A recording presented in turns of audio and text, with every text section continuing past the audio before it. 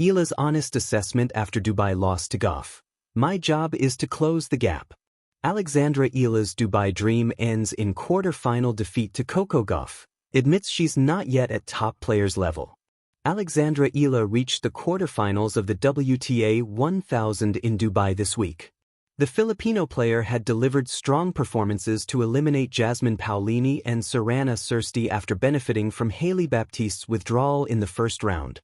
Despite the consistently strong support from the crowd wherever she goes, the 20-year-old player could do nothing against Coco. Gauff, 6-0, 6-2 in 1 hour and 7 minutes. In a press conference after this defeat against the world number 4, the player ranked 47th in the WTA, but virtually 32nd in the live rankings, made a blunt assessment.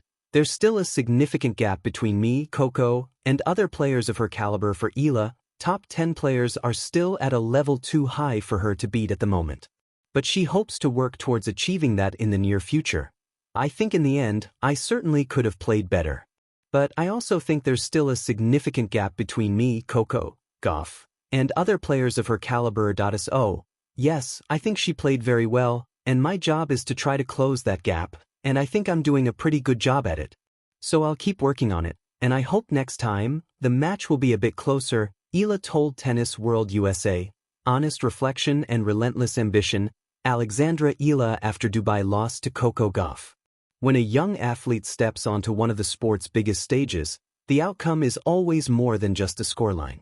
For Alexandra Eala, the 20-year-old Filipina sensation, her quarter-final loss to Coco Gauff at the Dubai Duty-Free Tennis Championships was not just a defeat, it was a moment of truth, a point of introspection, a call to action, and ultimately, a chapter in a compelling story of growth, grit, and unyielding ambition.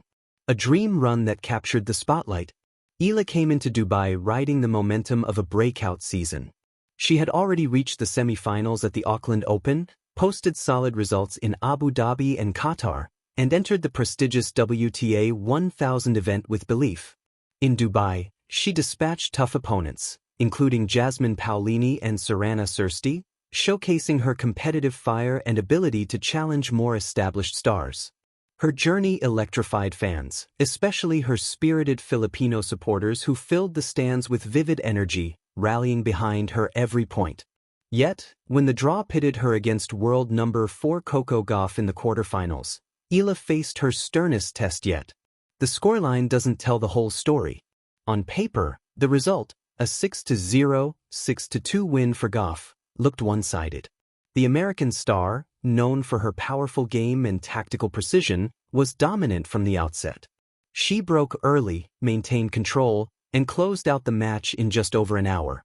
But to focus solely on the numbers would miss the deeper narrative. For Eala, this match was more than a physical contest. It was an encounter with a reality every rising champion must confront: the gulf between where she stands now and where she aspires to be. It was a confrontation with the elite, and a benchmark against which future progress would be measured. My job is to close the gap, a mindset of growth. In her post-match press conference, Eala's response was striking in its candor and maturity. Acknowledging the scale of her defeat, she didn't seek excuses nor complaints. Instead, she identified the clear differences in level between herself and players of Gauff's caliber and turned that observation into purpose. I think there's definitely still a gap in terms of level between me and Coco and other players of her caliber. But that's my job, to try to close that gap. Her clarity of thought resonates far beyond tennis. In a world often obsessed with perfect results and confident pronouncements, Eala's honest self-assessment stands out. It reveals a player who knows her strengths and weaknesses and, most importantly, knows how to use setbacks as fuel for advancement. Her words were not an apology for her performance, but a roadmap for her future. Learning with purpose, not regret. After the match, Eala did reflect on her game, how she could have performed better, how certain moments slipped away, how the relentless pace and precision of a top-ranked opponent challenged every aspect of her tennis. But she balanced that critique with recognition of her achievements in reaching the stage and the lessons learned along the way. In her remarks, she highlighted the invaluable experience gained from playing under intense pressure, adapting to night matches, and navigating crowds at a high-stakes event. "So many things I can learn," she said, words that reflect a growth mindset rather than frustration or disappointment. This ability to learn with purpose, to turn a lopsided loss into a structured opportunity for development, is a hallmark of elite athletes. It separates those who merely react to adversity from those who harness it and evolve. A stepping stone, not a setback. Every athlete's journey to the top is shaped by pivotal moments. For Eala, this quarterfinal exit, though painful, could serve as one such inflection point. She's now ranked near a career high inside the top 50 and, following her performance in Dubai, is projected to reach world number 32. That ranking alone is a milestone, reflecting steady progress and hovering tantalizingly close to regular seeding at major events like Indian Wells and Miami. Yet Eala's focus remains on the process rather than the accolades. For her, the journey is cumulative. Every match teaches something, every opponent offers a lesson, and every defeat reveals new targets for improvement. She acknowledged that, despite the scoreline, she played competitive tennis in parts of the match and gained experience under circumstances she hadn't fully faced before. That alone, facing adversity, learning from it, and committing to growth, is a significant hallmark of her evolution as a professional athlete. The Philippine pride and global aspiration. To her fans in the Philippines and around the world, Eala's performance was more than just a tournament run. It was an affirmation that a young talent from a nation with limited tennis tradition can shine on one of the sport's biggest stages. In Dubai, Filipino supporters made their presence felt, cheering relentlessly and inspiring Eala throughout her matches. Their energy even drew comments of admiration from her opponents, including Gauff herself.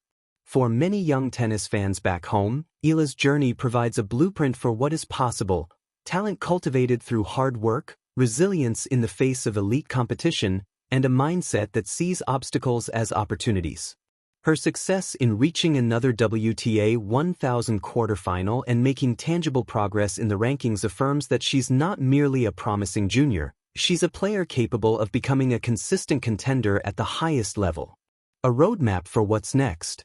Eala didn't just walk away from Dubai with a result, she walked away with clarity. First, she sees the level she needs to reach, the kind of precision, consistency, and tactical maturity that defines top 10 players. And she's begun to chart how to get there, not overnight, but through measured improvement. Second, she recognizes the importance of physical conditioning and mental preparation.